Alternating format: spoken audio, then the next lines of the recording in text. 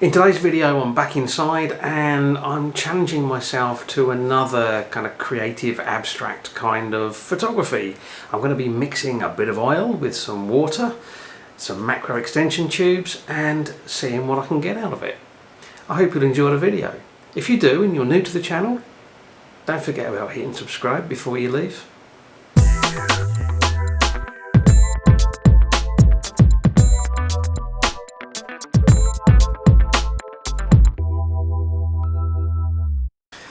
Hi everyone, thank you for joining me again. Week 9 of lockdown. If you've seen my previous videos, you know that we can go out a little bit at certain times of day for once a day for a bit of exercise, and I'm making the most of that when I can. But I'm also continuing with my indoor kind of creative photography challenges. Now my last couple of videos that I've done in here have relied on things like off-camera flash. But the video that I'm doing today doesn't need any specialised equipment at all, with the exception of either a macro lens or some macro extension tubes or a macro add-on filter type thing. Anyway, some way of getting in really close and focusing in really close on your subject. What I'm going to do is I'm going to take some water, I'm going to put some oil in the top, which should give me some interesting patterns. I'm going to put some light and some colours in it and just see what I can get. Now, as I said, this shouldn't require any specialist equipment, but I do think it's going to require some patience. Okay, this is my setup. I've got a glass bowl which is propped up on some books with a gap in the centre, and underneath I've got some old wrapping paper to provide a bit of colour. I've got this desk lamp here which I've basically laid over, and I'm going to use that to shine some light underneath the bowl onto the coloured paper, which will hopefully then pop up through the bowl. I've got my 50mm lens on with all of my macro extension tubes on, so I want to get in really tight on this, and I suspect the difficult bit is really going to be getting the focus right. Because what I'm going to do is I'm going to tip it over so that the camera is pointing straight down, so that I've got basically a flat depth of field. But that doesn't mean I've got to get the water level at the right height, or I've got to adjust the camera height to get that to work. I've got some water to go in the bowl, and in here I've got a little bit of oil. It's sunflower oil, what we happen to have around, and I've got a little dropper thing to put the oil into the water, and that's about it. Oh, my GoPro's sitting here filming a little bit of stuff going on, hopefully. I might move that around as I'm doing stuff. So let's start off by getting some water in the bowl. I'm kind of guessing how full the bowl needs to be for me to be able to get focus.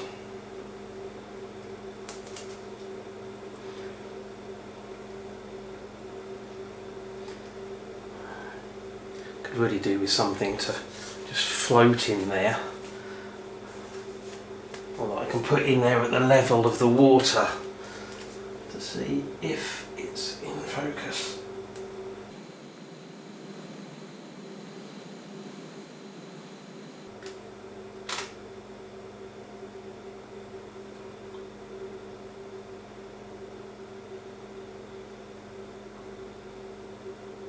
Okay, water needs to come up a bit more.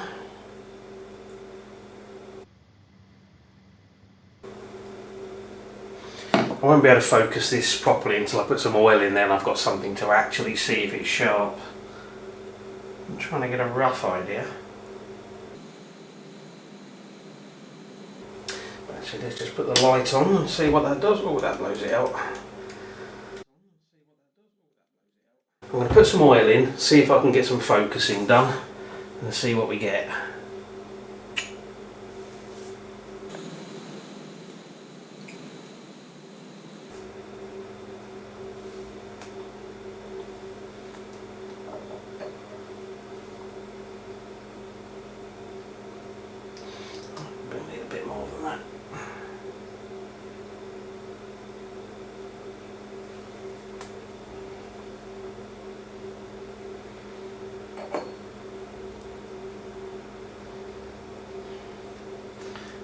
a bit, inevitably the bubbles, the oil drops move straight out of the frame, so I can't actually get focused.